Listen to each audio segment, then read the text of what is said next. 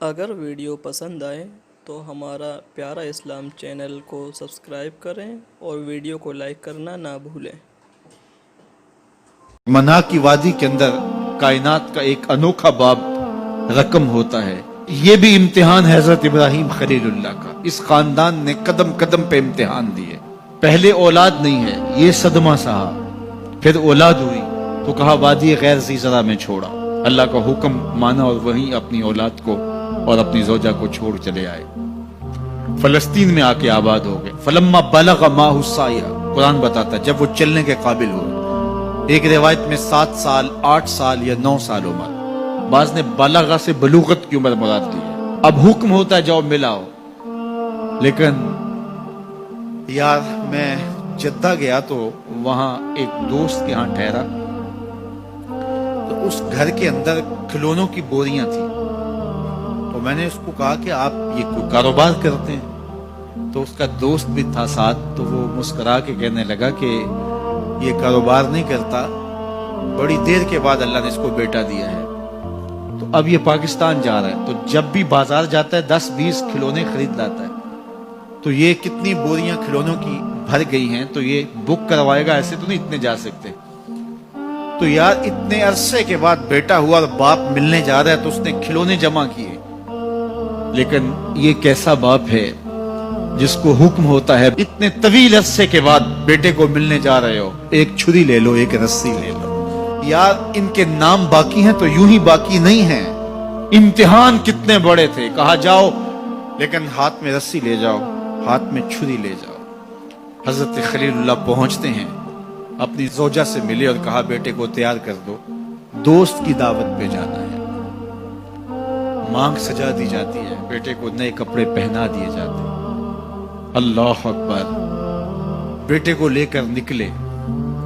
یار بیٹا ان فوان شباب میں ہو، چڑھتی جوانی ہو، تو باپ دیکھ کر کے کتنا خوش ہوتا ہے، اور پھر اس کا بیٹا بھی اکلوتا ہو، اور بیٹا بھی بڑھاپے کا سہارا ہو، عصائے پیری ہو، رب سے مانگ مانگ کے لیا ہو، اور پھر بیٹا بھی وہ جس کی پیشانی میں محمد کا نور چمک رہا ہے۔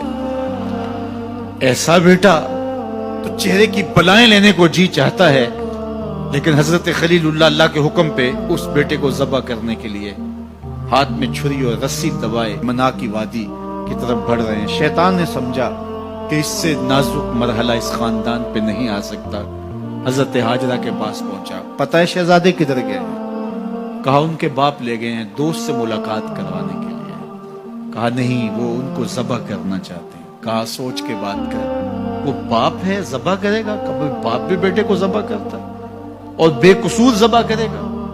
میں جانتی ہوں کتنی آہ سحرگاہی کا نتیجہ ہے وہ بیٹا، اللہ سے کتنی رو رو کے دعائیں مانگی اور وہ فرزند ملا۔ کہا وہ اللہ کا حکم سمجھتے ہیں۔ تو حضرت حاجرہ نے کہا ظالم تو کہیں شیطان تو نہیں؟ اگر رب کا حکم ہے، میری گود میں ایک اسماعیل ہے، کاش 1000 اسماعیل ہوتا، راہ خدا میں قربان کر دیتے۔ اسماعیل علیہ السلام کے پاس شیطان پہنچتا، اسماعیل پتہ ہے تیرے باپ تمہیں کدھر لے جا رہے ہیں؟ کہا کہ کدھر؟ کہا کہ وہ ذبح کرنے لے جا رہے ہیں۔ کہا تم سوچ کے بات کرو۔ ان کی آنکھوں کی چمک نہیں دیکھی؟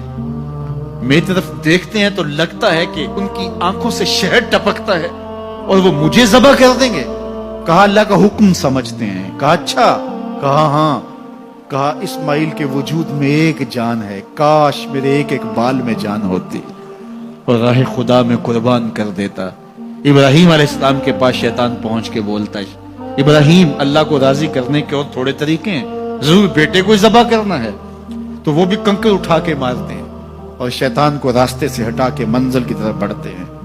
قرآن نے وہ سارا منظر بیان کیا ہے۔ فلما بلغ ماہ السعی، باپ بیٹے کے پاس آیا اور کہا بیٹا میں نے خواب دیکھا ہے کہ میں تجھے ذبح کر رہا ہوں، فانظر ماذا تری، بتا تیری رائے کیا ہے۔ بیٹے پر سختہ طاری ہو جاتا، آنکھیں پھٹی کی پھٹی رہ جاتی، باپ کیا بول رہا ہے؟ لیکن یہ فیضان نظر تھا یا کہ مکتب کی کرامت تھی؟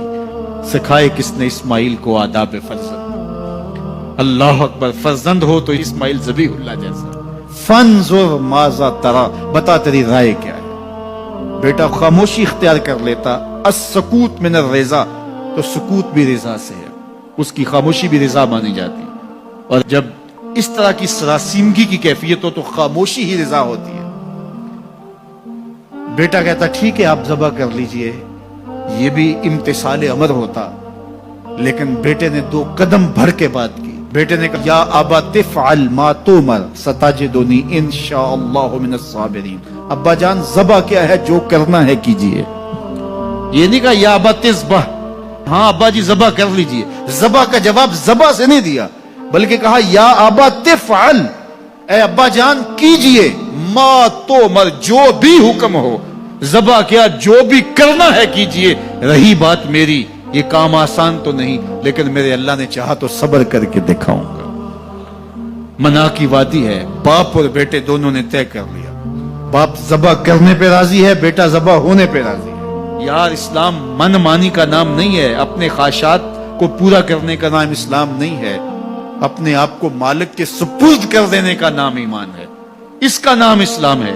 یہاں دیکھیے فلما اسلما، جب دونوں نے طے کر لیا، دونوں راضی ہو گئے.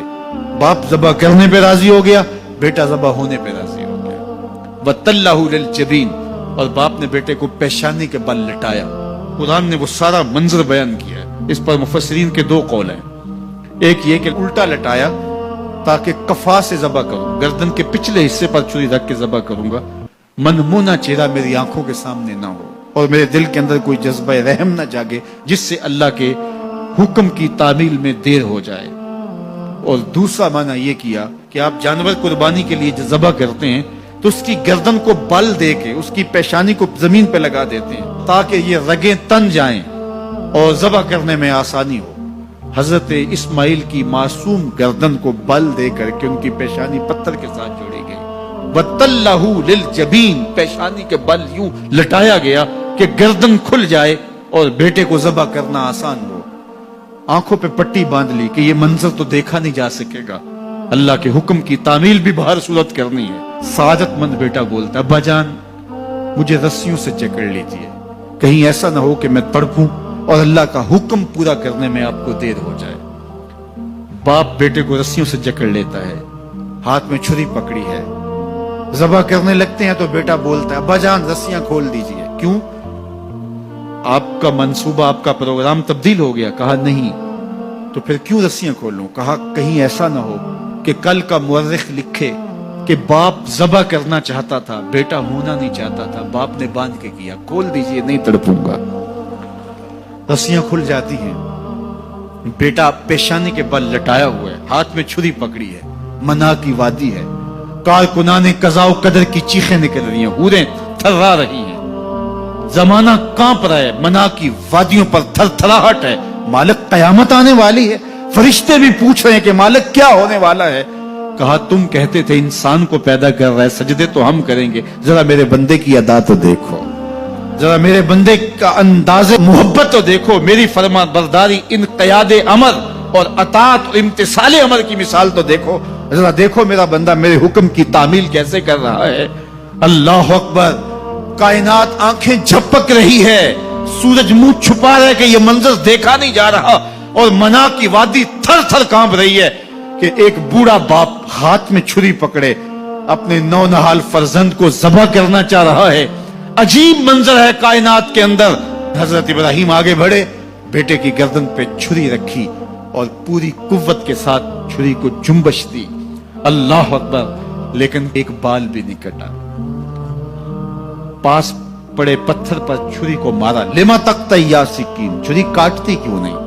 چھری نے آواز دیا الخلیل یامرنی والجلیل ینہانی، خلیل مجھے کاٹنے کا کہتا ہے، رب جلیل کہتا ہے خبردار ایک بال بھی کاٹا.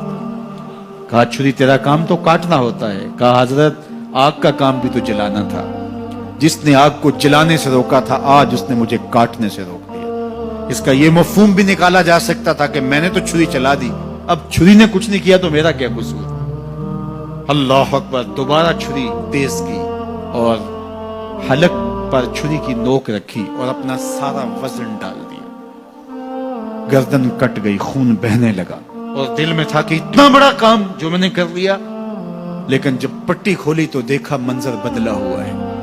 جس کو بیٹا سمجھ کے ذبح کیا وہ بیٹا نہیں تھا، دمبا تھا.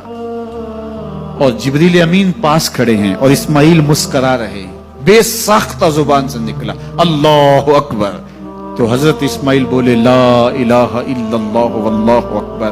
جبریل بولے اللہ اکبر وللہ الحمد.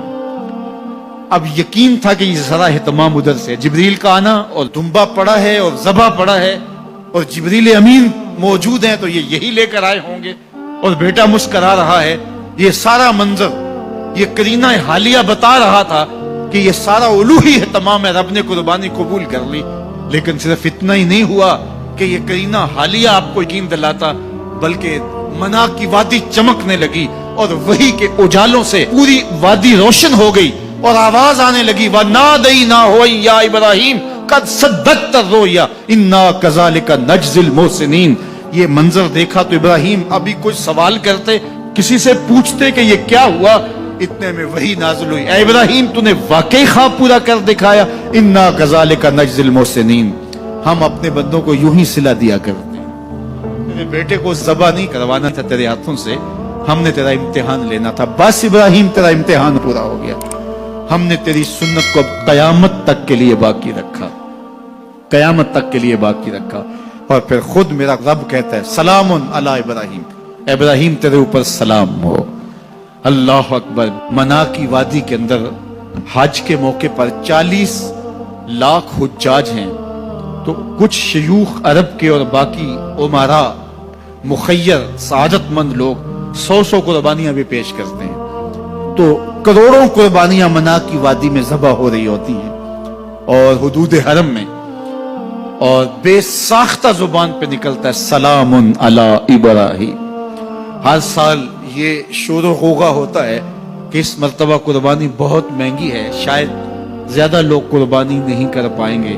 لیکن جو ہی موسم قربانی کا آتا ہے، گلیوں اور بازاروں کے اندر جانور گھوم رہے ہوتے ہیں اور ان کو دیکھ کے بے ساختہ زبان پہ آتا ہے سلام علی ابراہیم، ابراہیم تیرے اوپر.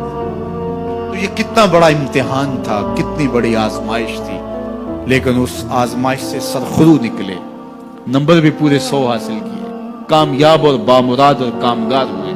آج ہمیں اس سنت کو باقی رکھ کر کے ہمیں وہ یاد تازہ کی جا رہی ہے کہ میرے ایسے بندے کہ جو میرے حکم پہ اپنی سب سے عزیز چیز بھی قربان کرنے سے گریز نہیں کیا کرتے.